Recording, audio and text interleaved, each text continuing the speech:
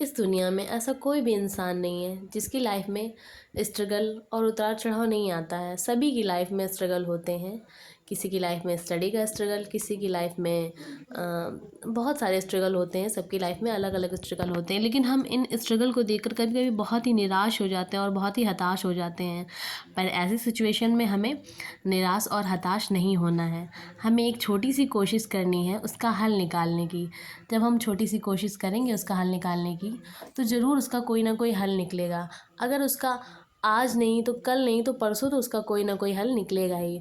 तो इसीलिए हमें अपनी लाइफ में छोटी से छोटी कोशिश करते रहना है और अपने लाइफ में आगे बढ़ते रहना है। तो इसी मोटिवेशन के साथ हम अपने दिन की शुरुआत करते हैं। Good morning, Radhe Radhe. कैसे हो आप सभी लोग? आई होप आप सभी स्वस्थ और मस्त होंगे और अपनी स्टडी को कंटिन्यू कर रहे होंगे।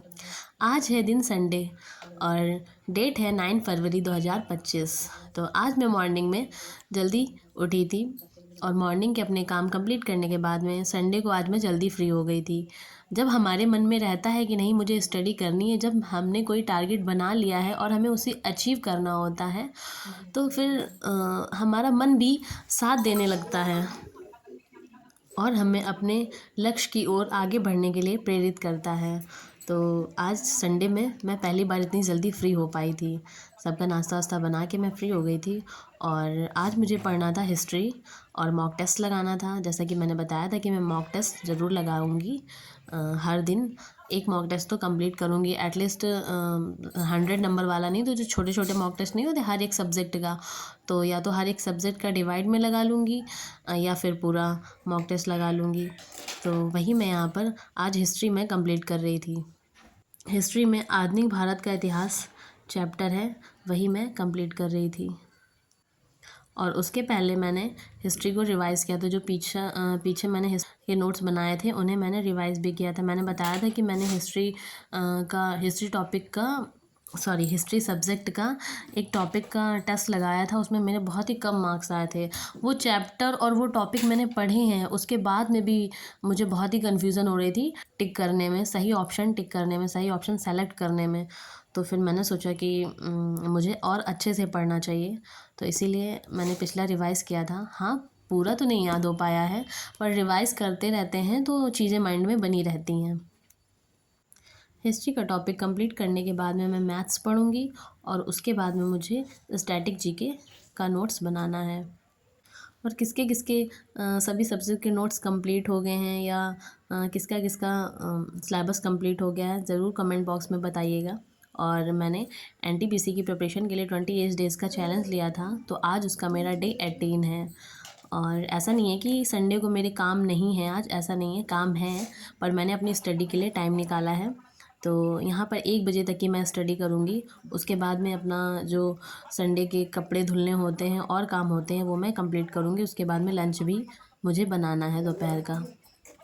लंच वंच बनाने के बाद में मैं आ जाऊँगी फिर से पढ़ने। तो अभी मैं यहाँ पर हिस्ट्री का टॉपिक कंप्लीट कर रही थी।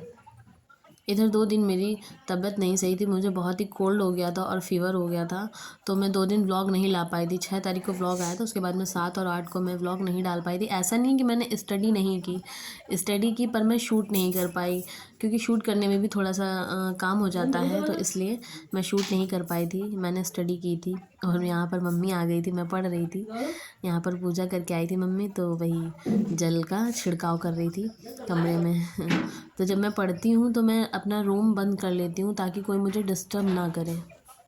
और हाँ, जब मैं पढ़ती हूँ तब मुझे कोई डिस्टर्ब भी नहीं करता है, क्योंकि मैं अपने काम कंप्लीट करके तभी पढ़ती हूँ।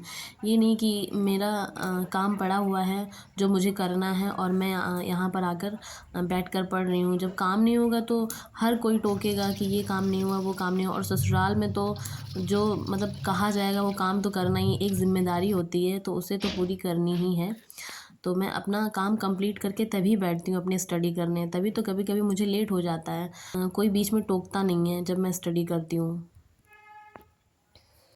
और अभी यहाँ पर 1 बज गए थे, 1 बजे मैं कपड़े धुलने चली गई थी। कपड़े धुलने के बाद में लंच वंच बनाने के बाद में ये यहाँ पर 3:30 बज रहे थे। 3:30 बजे मैं आई थी टेस्ट लगाने। 3:30 बजे से मैंने टेस्ट लगाना स्टार्ट किया था एनटीपीसी का।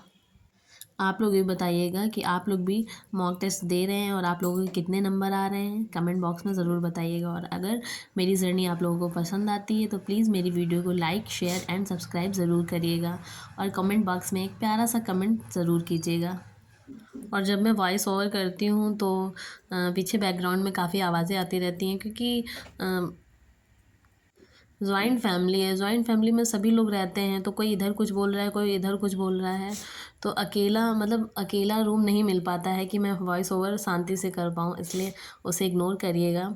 और यहाँ पर मेरी वीडियोज़ में क्वालिटी भी अच्छी नहीं आती, क्योंकि मेरे पास नॉर्मल सा ही फ़ोन है। तो मैंने अपनी जर्नी आप लोगों के साथ शेयर करने के लिए ही मैंने वीडियो बनाना स्टार्ट किया, तो इसीलिए उसे इग्नोर करिएगा और लाइक, शेयर और सब्सक्राइब करके मुझे और मोटिवेट करिएगा, ताकि मैं और वीडियोज़ लाऊं और आप लोगों के साथ अपनी जर्नी को शेयर करूं, ताकि आप लोग भी मोटिवेट होकर अपनी स्टडी कंटिन्यू कर सकें। तो थैंक यू गाइस, मिलते हैं नेक्स्ट व्लॉग में। Bye bye.